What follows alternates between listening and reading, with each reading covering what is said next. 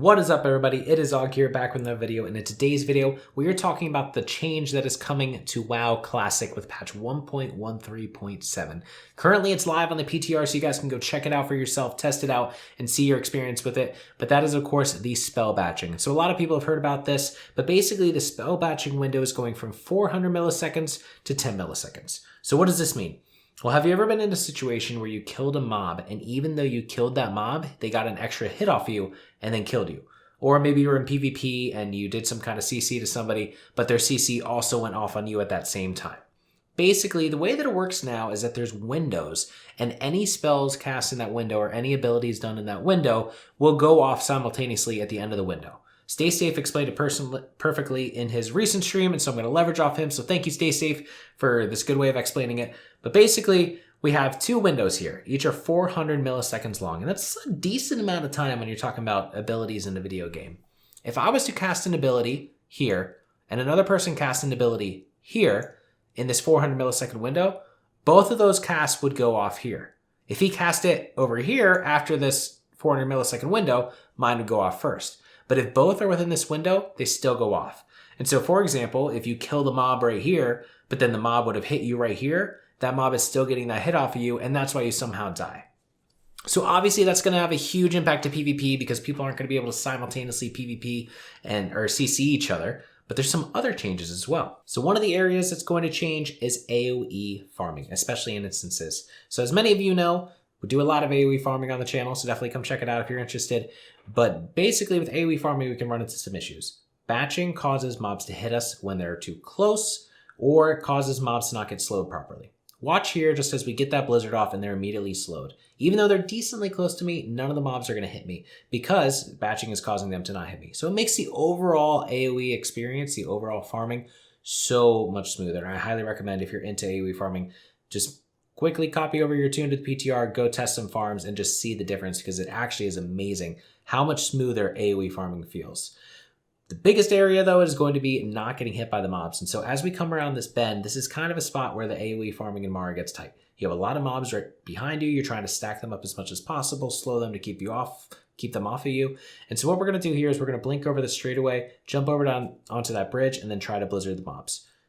Carefully note how close the mobs are and how likely on retail right now, or on Classic right now, but live, we would have gotten hit right there. Those mobs were so close to us that because of batching, they nearly guaranteed would have hit us. Additionally, our blizzard procced so much quicker with the slow so that they were slowed and we were able to get them grouped up. Let's watch the same thing on the current Classic servers. So here we are. I tried to make the runs as similar as possible that I could, waiting a couple seconds to try to stack up the mobs. But you can see here that we have a full shield, 93% health, and we're going to have the mobs at about the same exact spot. So we go for the blizzard, and you can see here that the blizzard, we held it for about the same time, and it didn't even go off. And then I got smacked by the mobs with batching all the way down to 64% health. So that's just a quick illustration of what the differences are going to be and how much easier it's going to be able to farm, or how much easier you're going to be able to farm because you're not getting those excess hits like that. Additionally, right there, we can see even though we jumped down to the pillar, we still got hit by some of those mobs all the way down to 30%. So I wanted to try something fun and take a really close-up look and compare the two side by side.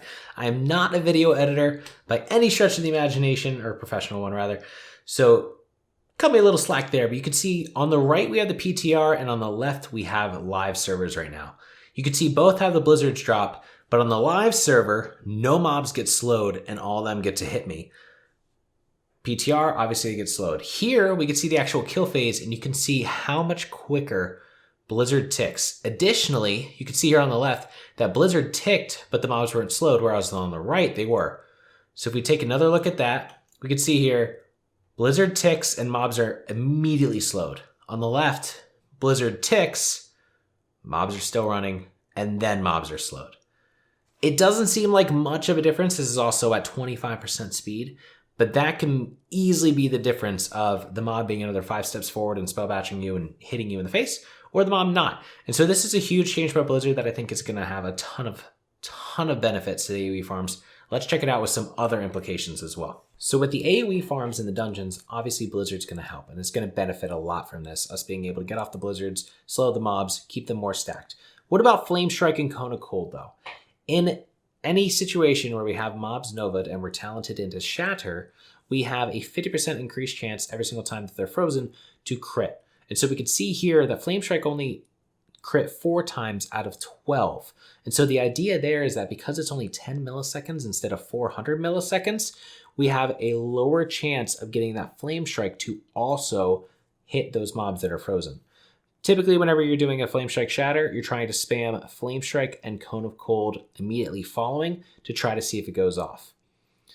What if, on the other hand, we did them at the exact same time? And so here where you're trying to time up Flamestrike and Cone of Cold as close as possible. So we wait until the very, very last tick to have the Cone of Cold get pressed and the Cone of Cold go off. So we're watching the cast bar, and at the very last second, we try to get it to go off.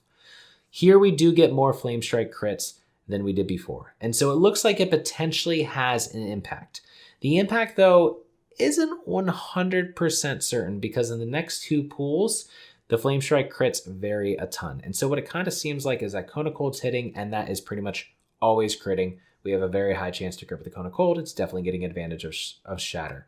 The Flamestrike, however, seems to be going off almost at different times for each of the mobs, and maybe the batching is really making an impact on it, where it crits a decent amount of the time, anywhere between about 50 and 62% of the time, but it's not critting anywhere near as much as the Cone of Cold. The Cone of Cold is definitely critting more. So it looks like it's probably going to have an impact overall on our Shatter combos and decrease the amount of damage that Flamestrike does. So it's going to be important if you're doing any kind of Shatter combo farming like DME slashers or something like that, to go ahead and try to time them as closely as possible to make sure that they can hit as many mobs with the same, impact of Shatter. Maybe it's worth even letting Flamestrike go off and then hitting Cone of Cold right away and not trying to time it with the cast bar. That's to be seen once it actually goes live.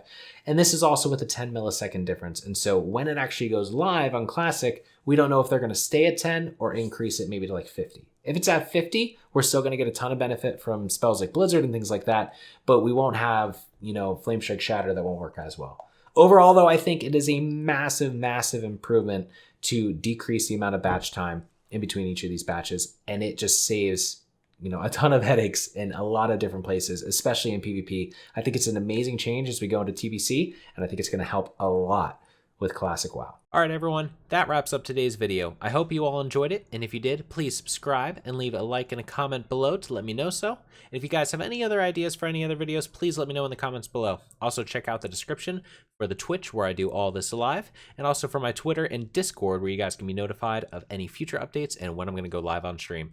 So I'll see you guys in the next video.